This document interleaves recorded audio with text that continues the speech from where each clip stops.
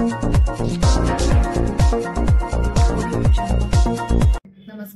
सुवर्ण भारतमध्ये आपले सगळ्यांचे स्वागत। मी रश्मी हिवरे। आजच्या काही ठळक व विशेष घडामोडी। आज श्रीराम नवमी उत्सव महाराष्ट्रभर आनंदात व उत्साहात साजरा होत आहे। या निमित्ताने चंद्रपूर शहरात संध्याकाळी एक शोभायात्रा निघत आहे। ही शोभायात्रा श्रीरामनवमी शोभायात्रा स्वागत समितीच्या वतीने आयोजित करण्यात आली आहे। सदरह भव्य शोभायात्रा सायंकाळी चंद्रपूरच्या काळाराम मंदिर येथून निघणार आहे।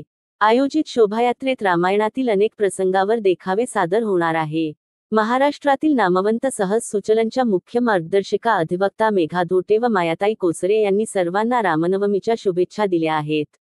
याशिवाय सहज सुचलनच्या मुख्य संयोजिका रंजू दिलीप मोडक, विद्या पिंजरकर, सहसंयोजिका नलिनी आडपवार, अपर्णा चिडे, साधना धकाते, शैला चिमड्यालवार, अधिवक्ता कविता मोहरकर, संजीवनी धांडे, राणी पाल, श्वेता मंडलवार, उज्ज्वला निमगडे, प्रियंका बेंद्रे, मीनाक्षी गुजरकर, कोकिळा पोटदुखे, कविता जुमडे, प्रणाली शेंडे, रश्मी हिवरे, गायत्री श्रीरामे, चैताली आत्राम, नुपूर मोडक, मंगल मिसाळ, रजनी रणदिवे, किरण साळवी, पूनम मडावी, कविता दिकोंडवार, प्रांजली दिकोंडवार, चंदा कामडी, जयश्री मंगरुळकर, करुणा गावंडे यांच्यासह अनेकांनी रामनवमीच्या जनतेला शुभेच्छा व शुभकामना दिल्या आहेत।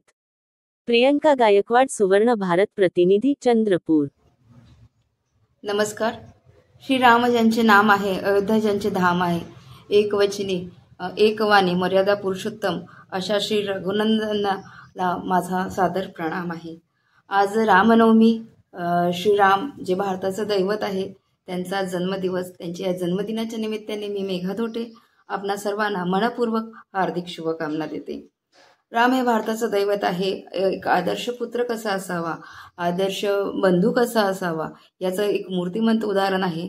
दुष्टांचा संहार करण्यासाठी ज्यांनी जन्म घेतला आणि रावणाच्या दुष्प्रवृत्ती सकट त्यांचा नाश केला, अशा श्रीरामाचा आज जन्मदिवस आहे।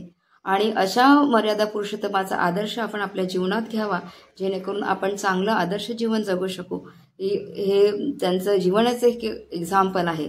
आणि अशा श्रीरामाला माझा मनपूर्वक आणि आदरपूर्वक प्रणाम आणि सर्व जनतेला, सर्व सखींना, सर्व नागरिकांना रामनवमीच्या मनपूर्वक हार्दिक शुभकामना। धन्यवाद।